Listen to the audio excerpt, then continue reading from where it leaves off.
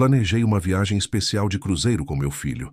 2 anos economizando cada centavo, sonhando com o mar Mediterrâneo. Mas na entrada do porto, ele me puxou para o canto e disse: "Dei sua vaga para minha esposa. Você é velho demais. Vai pro asilo." Fingi não ligar. Mas no outro dia ele acordou com 202 ligações perdidas e descobriu que o asilo, no final das contas, seria dele. Antes de seguir com minha história, deixa eu fazer um pedido sincero para você que está me ouvindo agora. Se você está gostando, clica no like aqui embaixo e se inscreve no canal Voz do Vovô. Faz isso para ajudar esse velho aqui a continuar contando essas histórias que a gente guarda no peito. E deixa nos comentários de onde você está assistindo e que horas são aí onde você está. Gosto de imaginar vocês espalhados por esse Brasil afora, me ouvindo. Todo dia tem história nova aqui nesse canal, viu? Agora sim, deixa eu me apresentar direito. Meu nome é Osvaldo Nascimento. Tenho 74 anos, completados em março desse ano de 2025. Nasci e me criei em Santos, no litoral de São Paulo, essa cidade que respira mar, sal e trabalho pesado. Sou engenheiro naval aposentado. Passei 40 anos da minha vida dentro de estaleiros, desenhando navios que cruzaram oceanos que eu mesmo nunca conheci. Viúvo há 4 anos, desde que minha Elisete partiu por conta de uma doença pulmonar obstrutiva que foi consumindo ela aos poucos, tirando o ar dos pulmões dela como se a vida fosse escapando devagar. Morei a vida inteira no mesmo bairro, no mesmo sobrado que construí com minhas próprias mãos, tijolo por tijolo, sonho por sonho. 40 anos, meu amigo. 40 anos acordando às 5 da manhã, pegando o ônibus para o estaleiro, passando o dia inteiro debruçado sobre pranchetas, calculando estruturas, desenhando cascos, projetando embarcações que levariam milhares de pessoas pelo mundo. Eu via aqueles navios saindo da doca, majestosos, e ficava ali na beira do cais, acenando como se fossem meus filhos partindo para a vida. Mas eu nunca entrei em nenhum deles. Nunca pisei num cruzeiro. Sempre foi trabalho, trabalho e mais trabalho. Primeiro para pagar a casa, depois para criar os filhos, depois para garantir a aposentadoria. Sempre tinha uma razão para adiar o sonho. Quando a Elisete morreu, eu olhei para minha vida e pensei: Osvaldo, você tem 70 anos, está sozinho e nunca realizou o sonho de conhecer o mar Mediterrâneo de dentro de um navio. O que você está esperando? A morte? Então comecei a economizar. Cada centavo, cortei despesas, parei de comprar besteira, juntei tudo o que podia. 2 anos fazendo isso. 80 mil reais para 2 cabines no Costa Mediterrânea. 15 dias de viagem. Itália, Grécia, Croácia, tudo o que eu sonhei a vida inteira. E sabe o que foi o mais bonito? Eu ia fazer essa viagem com meu filho Reinaldo. 48 anos, meu primogênito. O menino que eu carreguei no colo quando ele não tinha nem 1 mês de vida. Pensei que seria a oportunidade perfeita para a gente se reconectar, para eu mostrar para ele tudo o que eu projetei, para a gente criar memórias juntos. Eu não sabia, naquela época, que meu filho não queria memórias comigo. Ele queria só o meu dinheiro. E foi no Porto de Santos, no dia do embarque, que eu descobri quem era realmente o homem que eu criei. Para você entender o tamanho da minha dor, preciso contar de onde eu vim. Porque homem nenhum nasce pronto. A gente vai sendo moldado pelos anos, pelas dificuldades, pelos sacrifícios que a vida cobra da gente sem pedir licença. Nasci em 1951, no bairro do Macuco, em Santos. Meu pai era estivador daqueles que carregava sacas de café nas costas, o corpo todo marcado pelo peso do trabalho. Minha mãe lavava roupa para fora, as mãos sempre vermelhas de tanto esfregar. Éramos 5 irmãos. Eu era o do meio, o que ficava sempre espremido entre os mais velhos e os mais novos. A casa era pequena, 2 cômodos, chão de terra batida. A gente dormia em esteira, revezando espaço com os irmãos. Mas nunca faltou amor. Minha mãe cantava enquanto lavava roupa. Meu pai contava histórias do porto quando chegava em casa. A gente era pobre, mas era feliz. Desde menino, eu era fascinado pelo mar. Ficava horas sentado no cais, olhando os navios chegando e partindo. Aquelas estruturas enormes, majestosas, cortando a água como se fossem castelos flutuantes. Eu desenhava eles no caderno da escola, tentando entender como algo tão pesado podia flutuar. Meu professor de matemática, seu Geraldo, um dia olhou meus desenhos e disse: Osvaldo, você tem talento. Devia estudar engenharia. Aquilo ficou na minha cabeça como uma semente. Estudei em escola pública, passei noites acordado com lamparina, porque a luz elétrica era cara demais. Consegui uma bolsa no colégio técnico e depois, com muito sacrifício, entrei na faculdade de engenharia. Meu pai não viveu para ver eu me formar. Morreu de tanto carregar peso. A coluna cedeu, o corpo não aguentou. Tinha 52 anos. No dia da formatura, olhei para o céu e disse: Pai, consegui. O senhor pode descansar agora. Comecei a trabalhar no estaleiro em 1976. Era o engenheiro mais novo da equipe, mas eu tinha uma fome de aprender que os mais velhos respeitavam. Passei de desenhista júnior para projetista sênior, depois para coordenador de projetos. Em 40 anos, participei da construção de mais de 200 navios, cargueiros, petroleiros, navios de passageiros. Cada um deles eu desenhei com carinho, como se estivesse criando um filho. E de certa forma era isso mesmo. Aqueles navios eram meus filhos de papel e aço. Conheci a Elisete num baile de carnaval em 1978. Ela tinha 22 anos, eu tinha 27. Usava um vestido amarelo que parecia feito de sol. Quando ela sorriu para mim, eu soube que tinha encontrado minha companheira de vida. Casamos 6 meses depois, numa cerimônia simples na igreja do bairro. Ela usou o mesmo vestido amarelo, só que com um véu branco por cima. A foto está até hoje na cabeceira da minha cama. Os primeiros anos foram difíceis. Moramos de aluguel, num apartamento pequeno perto do centro. Elisete trabalhava como costureira. Eu fazia hora extra no estaleiro sempre que podia. A gente juntava cada moeda sonhando com a casa própria. Em 1982, consegui comprar o terreno no Gonzaga. Passei 2 anos construindo o sobrado com minhas próprias mãos, nos fins de semana e feriados. A Elisete me ajudava, misturava cimento, carregava tijolo. A gente construiu aquela casa como se construísse nossa vida juntos. O Reinaldo nasceu em 1977, 1 ano antes do casamento. Sim, a Elisete já estava grávida quando casamos. Naquela época era escândalo, mas eu não me importei. Amava ela e amava aquele menino que crescia na barriga dela. Quando ele nasceu, chorei feito criança. Segurei aquele bebezinho nos braços e prometi que ia dar para ele tudo o que eu não tive. Educação, oportunidades, amor, tudo. O Teodoro veio 2 anos depois, em 1979. Menino quieto, introspectivo, diferente do irmão mais velho que era agitado, barulhento, sempre querendo atenção. Os dois cresceram juntos, mas nunca foram próximos. Reinaldo tinha ciúmes do irmão, brigava por qualquer besteira. Elisete dizia que era coisa de criança, que ia passar. Não passou. Criei os 2 meninos com o suor do meu rosto. Paguei escola particular para os 2, curso de inglês, aulas de natação, tudo o que podia dar. O Reinaldo fez faculdade de administração, eu paguei cada mensalidade. Quando ele se formou, arrumei emprego para ele numa empresa onde eu era consultor. O Teodoro fez pedagogia, virou professor de escola pública. Ganhava pouco, mas era feliz. Dizia que educar crianças era sua missão. Quando o Reinaldo casou com a Soraya em 2005, eu paguei a festa inteira. Buffet, decoração, lua de mel em Cancún. Gastei mais de 50 mil reais naquela época. A Soraya era bonita, elegante, mas tinha um olhar frio que a Elisete nunca gostou.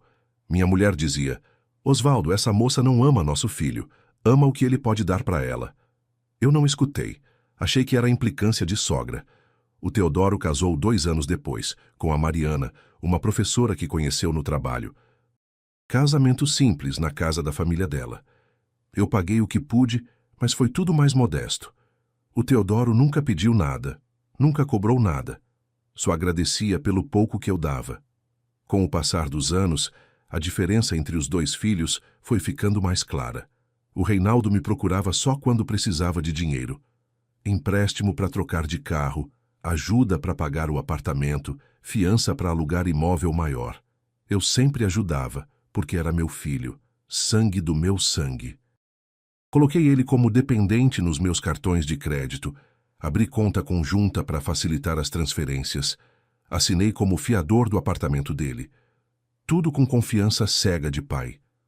O Teodoro, por outro lado, me ligava todo domingo, não para pedir nada, só para saber como eu estava. Trazia os netos para me visitar, passava os feriados comigo e com a Elisete. Quando minha mulher adoeceu, foi o Teodoro que levou ela nas consultas, que dormiu no hospital, que segurou a mão dela na hora final. O Reinaldo apareceu no velório. Ficou meia hora e foi embora. Disse que tinha reunião importante. Depois que a Elisete partiu, eu fiquei sozinho naquele sobrado grande demais para um homem só. Foi aí que comecei a pensar no cruzeiro. Queria dar um sentido para minha vida, realizar um sonho antes de ir embora desse mundo. E pensei que seria bonito fazer isso com o Reinaldo. Uma chance de reconectar, de recuperar o tempo perdido. Liguei para ele, contei do plano, ofereci pagar tudo. Ele aceitou na hora, todo animado. Eu fiquei feliz achando que finalmente meu filho tinha mudado.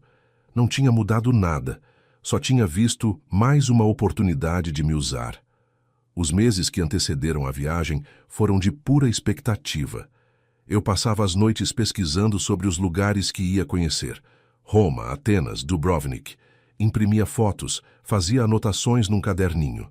A Elisete, quando era viva, sempre dizia que eu era metódico demais, que planejava tudo com régua e compasso. Era verdade. 40 anos desenhando navios me ensinaram que cada detalhe importa.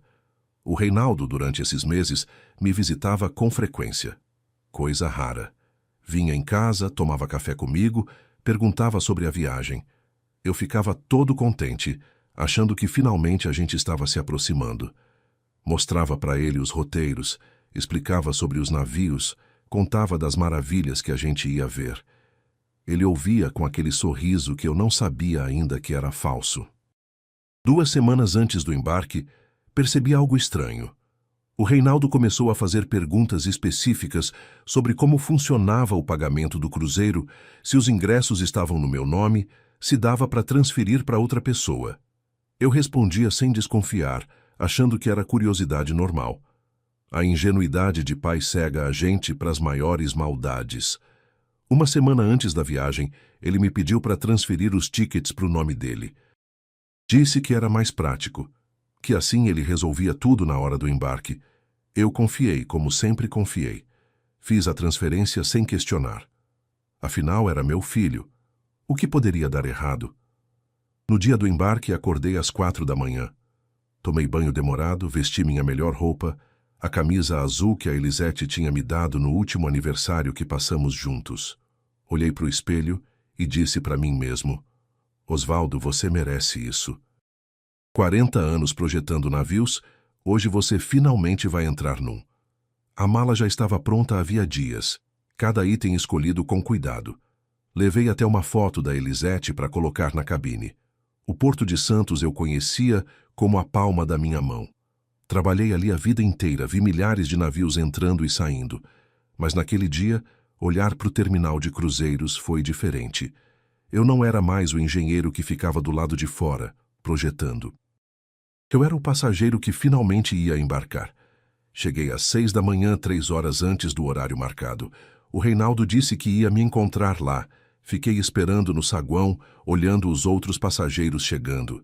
Famílias inteiras, casais, grupos de amigos, todos com a mesma expressão de alegria que eu tinha no rosto. As horas passaram. 7, 8, 9 da manhã. Nada do Reinaldo. Liguei para o celular dele várias vezes, só dava ocupado. Mandei mensagem, não respondeu. Comecei a ficar preocupado. Será que aconteceu alguma coisa? Será que ele passou mal? Às 9h30 finalmente vi ele chegando.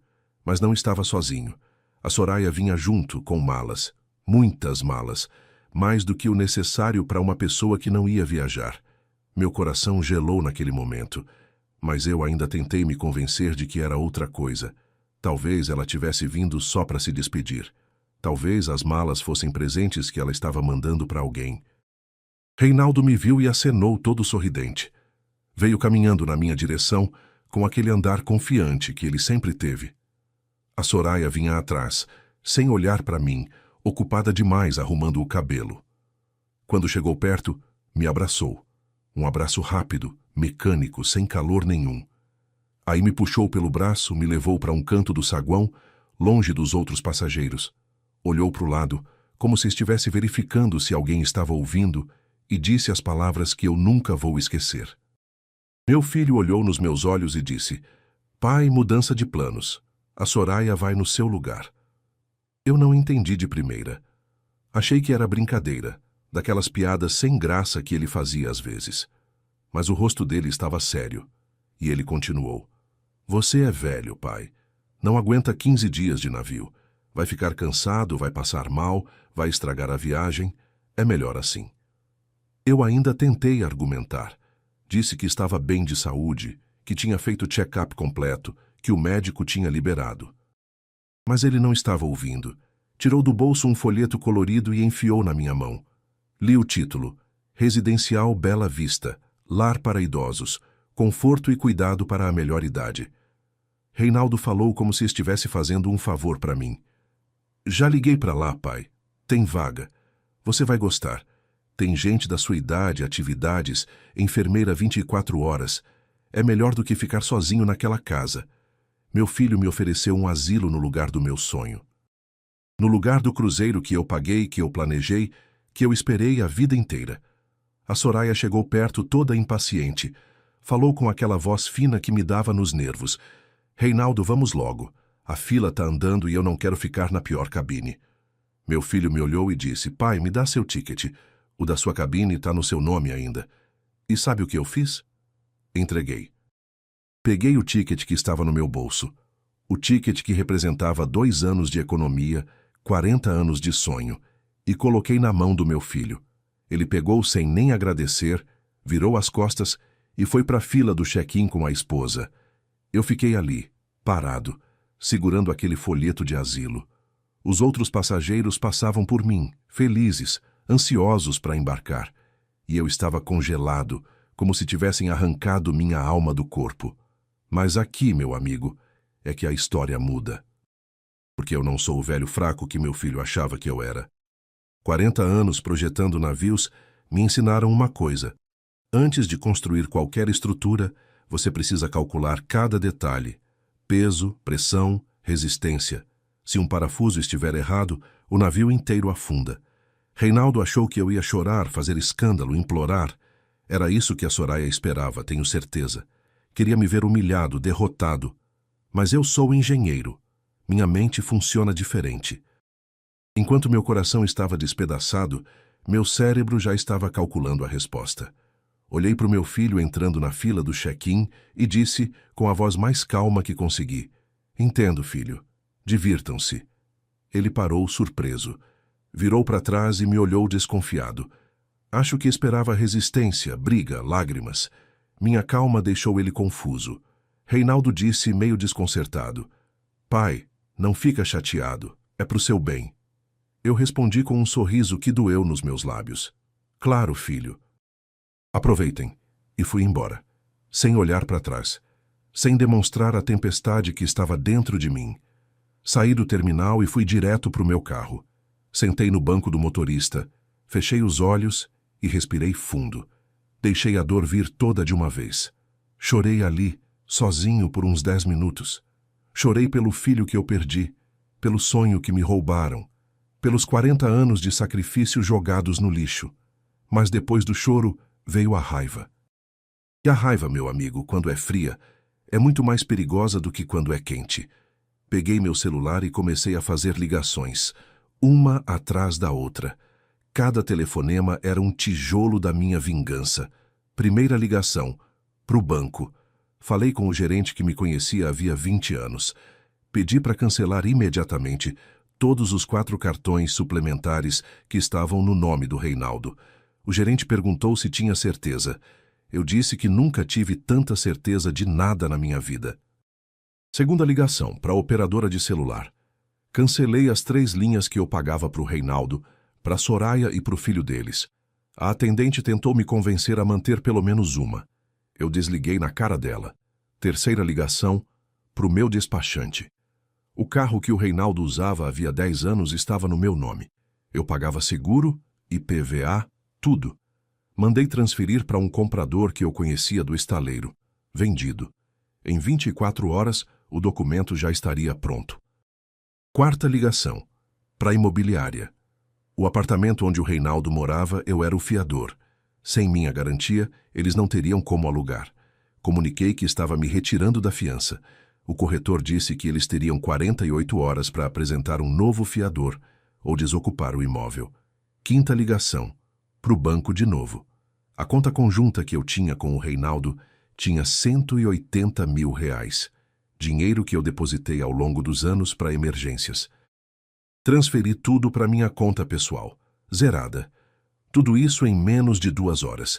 Enquanto meu filho estava no navio, brindando champanhe com a esposa, eu estava desmontando a vida dele, peça por peça. Mas a vingança maior ainda estava por vir. Liguei para a operadora do cruzeiro. Expliquei a situação, disse que houve fraude, que alguém estava usando meu cartão de crédito sem autorização. Eles verificaram que o pagamento tinha sido feito no meu cartão. Cancelei o pagamento. Estorno imediato. O cruzeiro tinha paradas programadas. A primeira era em Búzios, 2 dias depois do embarque. Se o pagamento não fosse regularizado até lá, os passageiros seriam desembarcados. Meu filho ia descobrir que me trair tinha um preço. Naquela noite, depois de fazer todas as ligações, voltei para casa e sentei na varanda. O mesmo lugar onde eu e a Elisete costumávamos tomar café da tarde, olhando para o jardim que ela cuidava com tanto carinho. Peguei a foto dela que estava na estante e conversei com ela como fazia todas as noites desde que partiu. Eu falei baixinho. Elisete, você sempre soube, não é? Sempre viu o que o Reinaldo era de verdade. Me perdoa por não ter escutado. Me perdoa por ter demorado tanto para enxergar. A lua estava cheia naquela noite. O mesmo céu que o Reinaldo estava vendo do convés do navio, eu estava vendo da minha varanda. A diferença é que eu estava em paz. Ele ainda não sabia a tempestade que vinha. No dia seguinte, acordei cedo e liguei para o Teodoro. Contei tudo. Absolutamente tudo. O cruzeiro, a traição, o folheto do asilo. Meu filho mais novo ficou em silêncio por um longo tempo. Quando finalmente falou, a voz dele estava tremendo de raiva. Teodoro disse com a voz embargada. Pai, eu sempre soube que o Reinaldo era interesseiro, mas isso passa de todos os limites. O senhor fez bem. Fez muito bem. Então eu fiz a proposta que mudaria tudo. Eu disse para o Teodoro. Filho, eu tinha 2 cabines reservadas naquele cruzeiro. O Reinaldo vai ser expulso do navio em Búzios.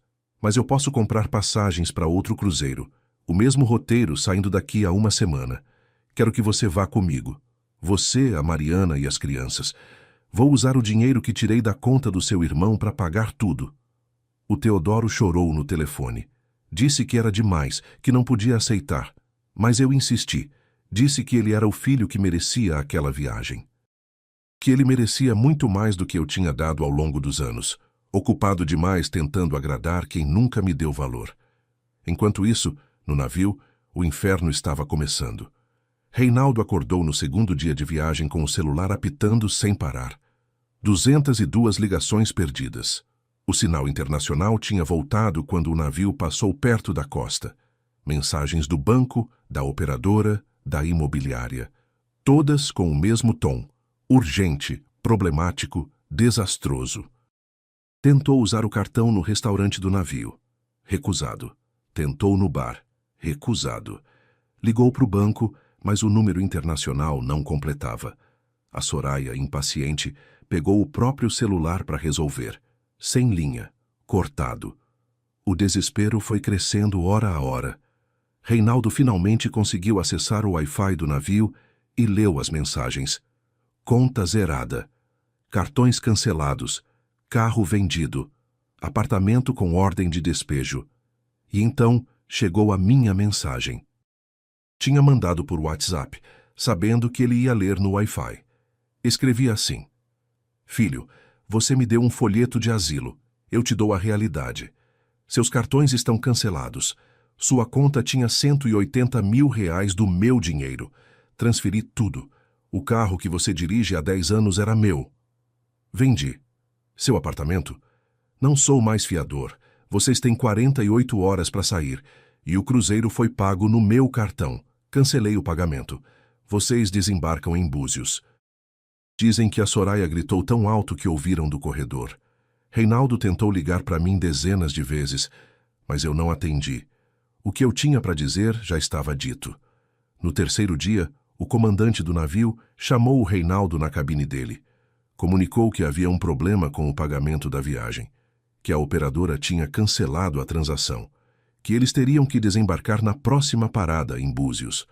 Meu filho tentou argumentar, explicar, implorar. Ofereceu pagar no cartão da Soraya. Recusado, acima do limite. Ofereceu transferência bancária. Não tinha mais dinheiro.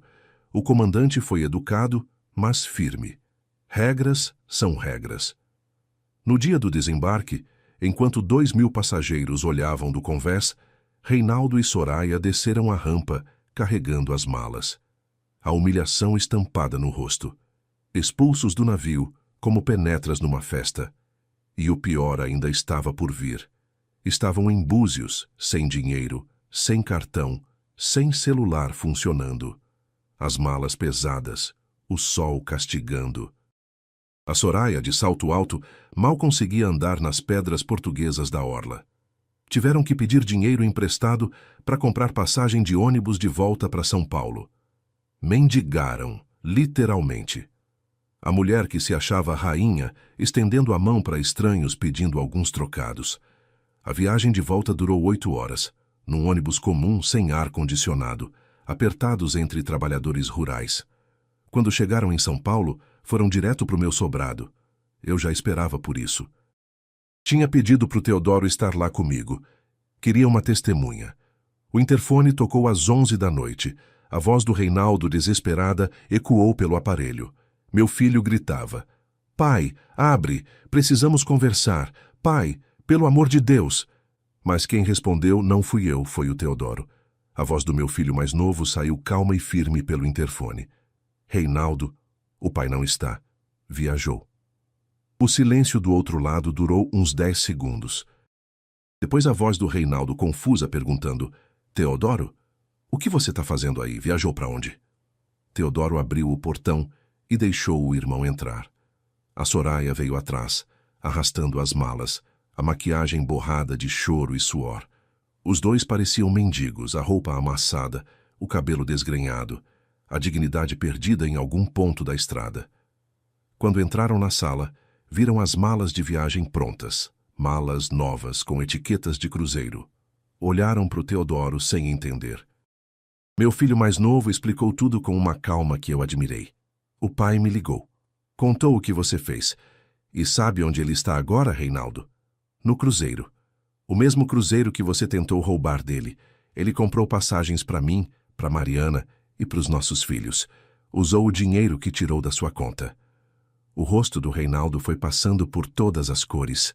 Vermelho de raiva, branco de choque, verde de náusea. A Soraya, atrás dele, soltou um palavrão que eu prefiro não repetir. Reinaldo gaguejou sem conseguir processar a informação. Mas ele disse que cancelou o cruzeiro. Teodoro respondeu com um meio sorriso. Cancelou o seu cruzeiro. Comprou outro para a família que merece. Então o Teodoro entregou a carta que eu tinha deixado. Minha letra, a mesma que desenhava navios por 40 anos, agora escrevia a sentença final para o meu filho traidor. A carta dizia, Reinaldo, projetei navios por 40 anos, sonhava conhecer um por dentro. Você sabia disso. Me ofereceu a viagem como presente, mas eu paguei tudo. Depois me trocou pela sua esposa e me mandou para o asilo. Eu tenho 74 anos, mas ainda sei calcular estruturas. E a estrutura da sua vida estava toda apoiada em mim. Quando você me tirou da fundação, o edifício inteiro desabou. O Teodoro me liga todo domingo há 20 anos. Você some por meses e só aparece quando precisa de dinheiro. Ele merece o cruzeiro. Você merece o asilo que me ofereceu. PS. A casa onde moro, este sobrado que construí com minhas próprias mãos, passei para o nome do Teodoro. Você não herda mais nada. A Soraya leu a carta por cima do ombro do marido e, quando chegou na última linha, deu um tapa no braço dele e gritou: "Você me prometeu que ia herdar essa casa. Você disse que seu pai era rico, eu larguei tudo por isso." E assim começou o desmoronamento final. Nos dias seguintes, descobriram que não tinham mais nada. O apartamento foi entregue, porque nenhum fiador quis assumir. O carro já tinha novo dono. Os cartões cancelados definitivamente. A conta zerada. Foram morar de favor com a mãe da Soraya, uma senhora de 70 anos que morava num apartamento de 2 quartos no Brás. A mesma Soraya que se achava boa demais para visitar os sogros, agora dividia espaço com a própria mãe em condições muito piores. Mas a justiça ainda não estava completa. Durante os anos em que trabalhei como consultor na empresa onde o Reinaldo era gerente, eu guardei silêncio sobre certas coisas. Irregularidades nos relatórios, notas fiscais adulteradas, dinheiro desviado para a conta pessoal dele. Eu sabia de tudo, mas nunca falei nada, porque era meu filho. Proteção de pai. Depois do que ele fez, essa proteção acabou. Liguei para o diretor da empresa, um antigo colega de estaleiro, e contei tudo. Mostrei os documentos que tinha guardado. Provas irrefutáveis. Em menos de uma semana, o Reinaldo foi demitido por justa causa. Sem direito a nada. Nem seguro-desemprego, nem FGTS. Nada. O mesmo homem que há um mês estava no topo do mundo, planejando gastar meu dinheiro num cruzeiro de luxo com a esposa, agora estava desempregado, sem casa, sem carro, sem herança, sem futuro. Hoje faz 1 ano desde aquele dia no Porto de Santos. Estamos em março de 2026 e eu acabei de completar 75 anos. A festa foi simples na varanda do sobrado, com o Teodoro, a Mariana e meus 3 netos, que agora me chamam de vovô navegador. Tinha bolo de chocolate, que é meu preferido desde criança, e a Mariana fez aquele frango assado com batatas que a Elisete costumava fazer nos domingos. Quando senti o cheiro saindo da cozinha, confesso que meus olhos marejaram. Era como se minha mulher estivesse ali, de alguma forma, abençoando aquela nova família que se formou das cinzas da antiga. O cruzeiro foi tudo o que eu sonhei e mais um pouco. 15 dias no mar Mediterrâneo, visitando lugares que eu só conhecia pelos livros e pelos documentários que assistia de madrugada quando a insônia batia. Roma, com suas ruínas milenares, o Coliseu imponente como um gigante adormecido. As fontes jogando água cristalina nas praças centenárias. Atenas com seu Partenon majestoso, aquelas colunas que resistiram a milênios de história, testemunhas silenciosas de civilizações inteiras. Dubrovnik com suas muralhas que parecem saídas de um filme. O mar azul turquesa batendo nas pedras, o sol dourado pintando tudo com cores que eu nunca tinha visto na vida. E ao meu lado, não o filho que me traiu, mas o filho que sempre me amou de verdade. O filho que eu, na minha cegueira de pai, tinha deixado em segundo plano por tantos anos, ocupado demais, tentando agradar quem não me dava valor. Teodoro chorou quando viu o mar Mediterrâneo pela primeira vez. Estava no convés do navio, as mãos apoiadas no corrimão de metal polido, olhando para o horizonte infinito, onde o céu e o mar se confundiam numa linha azul sem fim. As lágrimas escorriam pelo rosto dele sem que ele tentasse esconder, e eu entendi que aquelas lágrimas não eram só pela beleza do que estávamos vendo. Eram lágrimas de alívio, de reconhecimento, de um filho que finalmente se sentia visto pelo pai. Eu coloquei a mão no ombro dele e disse baixinho: "Filho, me perdoa. Me perdoa por ter demorado tanto para enxergar quem realmente merecia meu amor." Ele me abraçou ali mesmo, no meio do convés, com os outros passageiros passando ao redor. Um abraço apertado, demorado, de quem estava guardando aquilo havia décadas. E me respondeu: "Pai, o senhor não tem que pedir perdão de nada. O senhor está aqui agora. É isso que importa." Os netos corriam pelo deck, apontando para os golfinhos que nadavam ao lado do navio, gritando de alegria cada vez que um deles saltava fora da água. O Lucas, o mais velho, ficava do meu lado fazendo perguntas sobre a estrutura do navio, sobre como funcionava a navegação, sobre os motores. Eu explicava tudo com paciência, feliz por finalmente ter alguém genuinamente interessado no que eu sabia. A Marina tirava fotos de tudo com o celular, dizendo que ia fazer um álbum especial para me dar de presente. O Pedrinho, o caçula, não desgrudava da minha mão, me arrastando para ver cada cantinho do navio como se fosse um parque de diversões. A Mariana, minha nora do coração, tirava fotos de todos nós, dizendo que queria guardar cada momento. Uma noite, no jantar do navio, ela levantou a taça de vinho e fez um brinde. Ao seu Osvaldo, que nos deu o presente mais lindo das nossas vidas. E que nos mostrou que família de verdade não é quem tem seu sangue, é quem tem você no coração. Eu chorei naquela noite. Chorei de felicidade, de gratidão, de paz.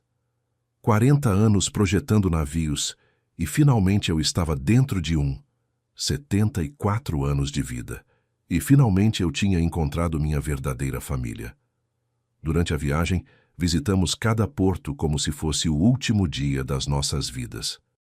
Em Roma, caminhamos pelas ruas de paralelepípedo, comemos gelato na Piazza Navona, jogamos moedas na Fontana di Trevi fazendo pedidos. Meu pedido foi simples, que aquela felicidade durasse até o fim dos meus dias. Em Atenas, subimos à Acrópole de mãos dadas, eu e o Teodoro, os netos correndo na frente. O guia explicava a história, mas eu estava mais interessado em olhar para o rosto do meu filho, que brilhava de admiração. Em Dubrovnik, caminhamos pelas muralhas da cidade antiga. O vento batendo no rosto, o mar cintilando lá embaixo. O Pedrinho disse que parecia um castelo de verdade, e eu concordei. Parecia mesmo. Quando voltamos para o Brasil, eu já era outro homem. Não por causa dos lugares que visitei, mas por causa das pessoas com quem visitei. A viagem me curou feridas que eu nem sabia que tinha. Me mostrou que nunca é tarde para começar de novo, para construir novos laços, para ser feliz. Depois que voltamos, tomei algumas decisões importantes. A primeira foi adotar legalmente os netos do Teodoro, Lucas, de 16 anos, Marina, de 13, e Pedrinho, de 9. Agora, eles são meus herdeiros diretos, registrados em cartório, com todos os direitos legais. Tudo o que construí na vida, cada tijolo desse sobrado, cada centavo da minha aposentadoria, cada lembrança acumulada em 75 anos, vai para eles. Para o Reinaldo, não vai sobrar nenhuma fotografia. A segunda decisão foi reformar o sobrado. Transformei o quarto que era do Reinaldo quando menino num quarto de hóspedes para os netos. Pintei de azul, a cor preferida do Lucas, e coloquei beliches para eles dormirem quando vêm me visitar nos fins de semana. Que é quase todo fim de semana, aliás. O Teodoro e a Mariana moram a meia hora daqui, mas os meninos fazem questão de passar os sábados e domingos comigo. Dizem que o vovô navegador conta as melhores histórias. Histórias. É isso que eu tenho agora. Uma vida inteira de histórias para contar. Histórias do estaleiro, dos navios que projetei, das tempestades que enfrentei. E agora, essa história aqui que estou contando para você. A história de como quase perdi tudo e de como encontrei muito mais do que esperava. A vida do meu filho mais velho, por outro lado, desmoronou completamente, e eu seria mentiroso se dissesse que não senti satisfação ao ver a justiça sendo feita. Não é vingança, entenda, é consequência. Cada escolha que a gente faz na vida tem um preço. O Reinaldo fez as escolhas dele, e agora está pagando. A Soraya largou ele 3 meses depois do escândalo do cruzeiro, quando ficou absolutamente claro que não tinha mais herança para usufruir, não tinha mais status para ostentar. Não tinha mais nada além de um marido falido e desmoralizado. Ela que se achava rainha, que torcia o nariz para tudo que era simples, que me olhava com desprezo quando eu visitava a casa deles, agora vive num apartamento minúsculo no Brás, dividindo espaço com a própria mãe idosa. Ouvi dizer que está trabalhando de vendedora numa loja de departamento popular, dessas de rua, onde ela nunca pisaria antes. A mesma mulher que usava bolsa de grife agora carrega sacolas plásticas no transporte público. A vida tem dessas ironias. O Reinaldo afundou ainda mais do que ela. Sem emprego, sem referências profissionais, sem dinheiro guardado, sem ninguém para ajudar, foi descendo a ladeira num tobogã que parecia não ter fim. Primeiro foi morar de favor com um antigo colega de trabalho, mas a convivência não durou 2 meses. Depois tentou alugar um quarto de pensão no centro de São Paulo, daqueles lugares onde se paga por semana e divide banheiro com estranhos. Hoje, pelo que me contam, sobrevive de bicos. Vende bala no farol da Paulista, faz frete de moto quando consegue emprestada de alguém.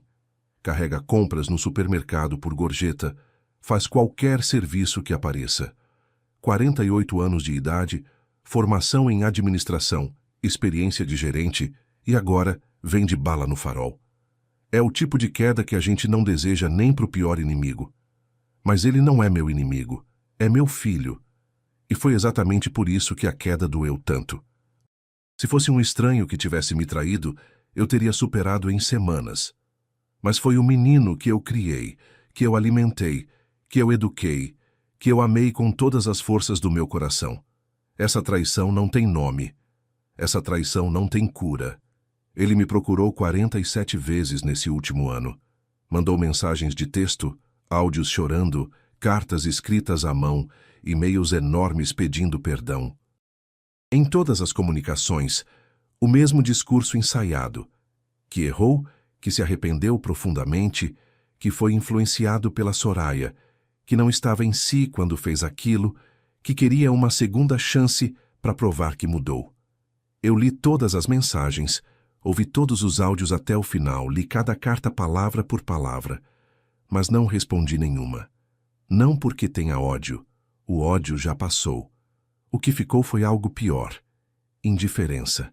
E a indiferença, meu amigo, é o sentimento mais definitivo que existe. Semana passada, ele apareceu aqui na porta do sobrado. Eu estava na varanda tomando café da tarde, olhando para os passarinhos que vinham comer as migalhas que eu deixo na mureta. O sol estava se pondo, pintando o céu de laranja e rosa, e eu estava em paz com a vida quando ouvi a campainha tocar.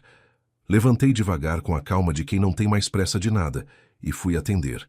Quando abri o portão, encontrei meu filho do outro lado e quase não reconheci.